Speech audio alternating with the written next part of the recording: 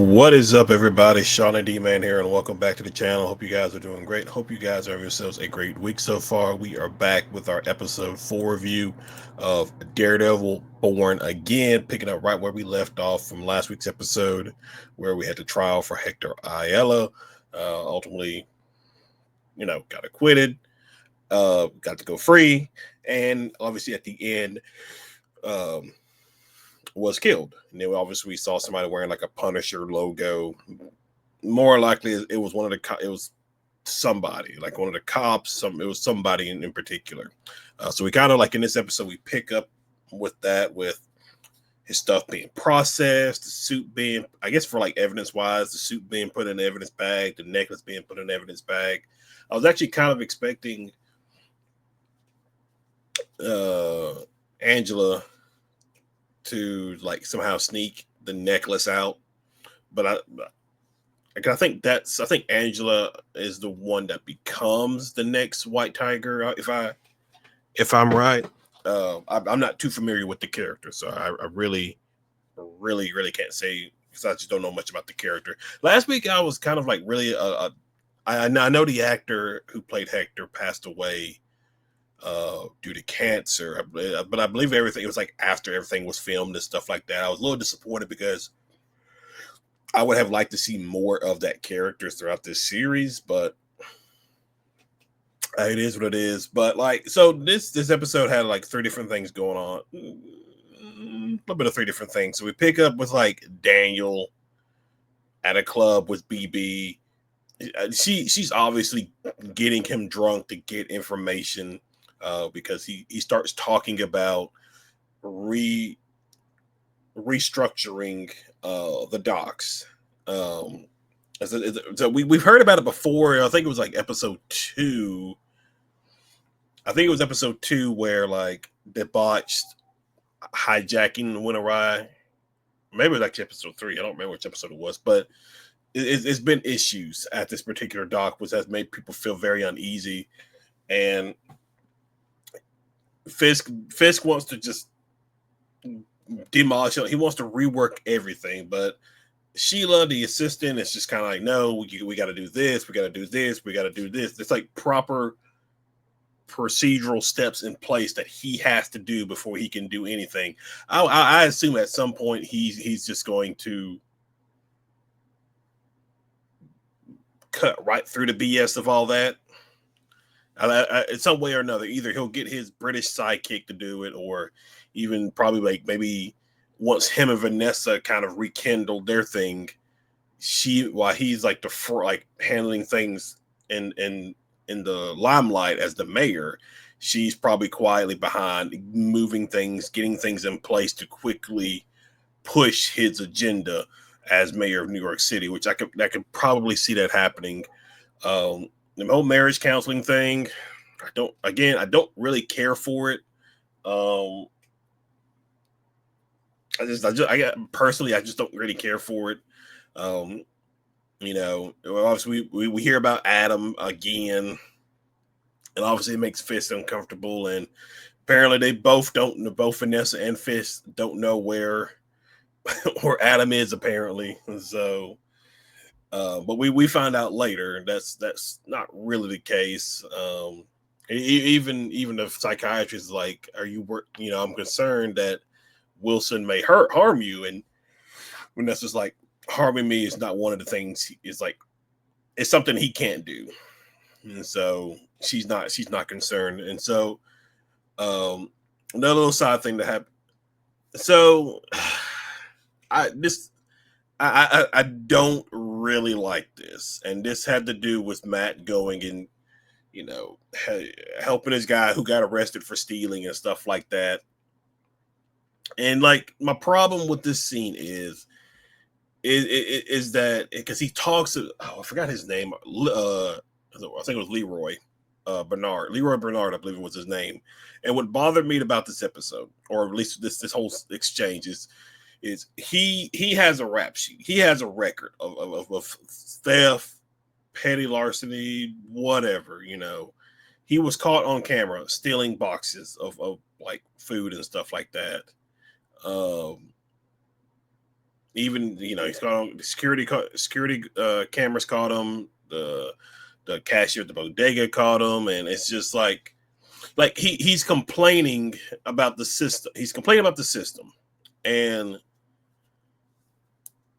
it just bothered me because it was just it was just excuses. At least to me, it was just excuses because that's all I was hearing. It was like he talked about how like the last time he was in here, he missed his SSI hearing, and they cut his benefits in half and stuff like that. And he's talking about like he would like to, he's like talking about how he's always eating trash. He would like to eat dessert for once, and like part of me that bothered me because like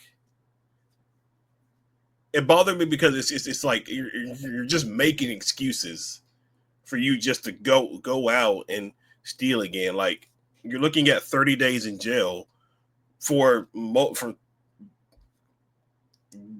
you have a rap sheet. Like you've been arrested multiple times, and you're telling Matt to go get you on probation because you're not going to be in jail. A lot of that is your fault. It's the decisions that you've made that put you in this particular situation. And like, it bothered me because it just sounds like he's just making excuses because he was like I would like to like have like something along the lines of it. He would like to have a dessert at some point, and I'm just like, work for the dessert. Don't go out and steal somebody else's dessert because you don't have their dessert. Like that's not the right thing to do. Like like stealing's never okay. Like it just bothered me listening to that, and I was just like, I don't really agree with this message here because it just make it sounds like that. Hey, I know I stole all these boxes of cereal, but I was hungry, so maybe you can let me off on a hook, and then. But again, he has a rap sheet. This isn't the first time he's been arrested. He has multiple arrest warrants. He missed probation because he didn't talk with his probation officer. It's just like I don't like that. I don't like that. But maybe that's just me. Maybe it's just I don't know. That just bothered me. But other than that, um, we did get Frank in this episode.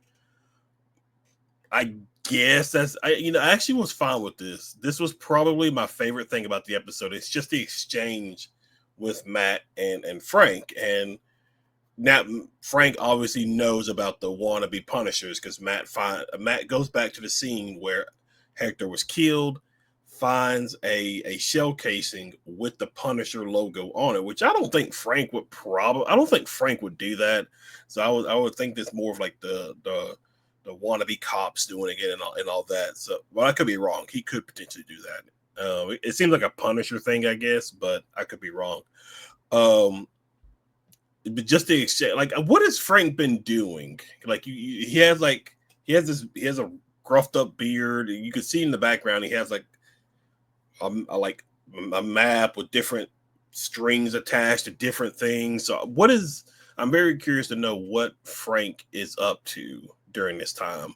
But I mean, the exchange was relatively pretty good. I enjoyed it, and he's just kind of like he talked about like how he still hears his son's voice telling him to like basically go get the bad guys. Make sure you get them all. And Frank's just kind of like you know that voice is eating at you. So he's talking about like Foggy's voice is like probably telling Matt, you need to go out there and be Daredevil. Uh, man, it was a really good scene. I really really liked it. Because who knows like how long Matt has gone without saying Foggy's name. Probably maybe mentally he said it, but he's probably never said it out loud. And I loved how he talked about how he was like the kindest person, and like guys like me and you, Frank, we could spend our whole life working towards it, but we'll never measure up to half the decency that Foggy was. And I'm surprised he didn't ask about Karen. I thought that because obviously for what we saw in like Punisher, Daredevil season 2, he would have asked about Karen. So that's I guess that's fine. That's not really like a thing for me. But and then like towards the end of the episode, we find out like Daniel admits it's his fault that kind of the tabloids got wind of it and calling Fisk a union buster because BB got him drunk. Probably part of her plan to like get information out of Daniel, which I think he'll learn now, and probably will be more iffy of talking to BB. I didn't think he was gonna like straight up like murder the guy right there in front of him, but like he was like, okay, you made a mistake, yada yada yada. Don't do it again, otherwise it'll be the last thing you ever do. I thought it was pretty funny. Like he had the kids sing "This City Was Built on Rock and Roll," and then he goes to like this Latvian meeting, and the people are singing the same song in Latvian, and I was like, oh, okay, that's pretty cute. That's pretty funny. But and then towards the end of the episode, Matt looks like he's putting in some work and to potentially go out to be Daredevil again. We saw him working with his I forgot what they called it, like his baton, and just putting in the work. And then we finally this is something that again I feel like they've dropped the ball, because we get at the beginning of the episode, we get who's supposed to be the villain, Muse, in this I guess in the series. We get him at the beginning of the series carrying somebody. At the end of the series, we follow him, which we've seen this place before in some of the trailers. Like I guess it's like Muse's hideout. And it looks like he has people strung up. It looks like he's draining their blood. So I'm curious to know more about this character and what his role is in this series, because again, we haven't really seen much of him.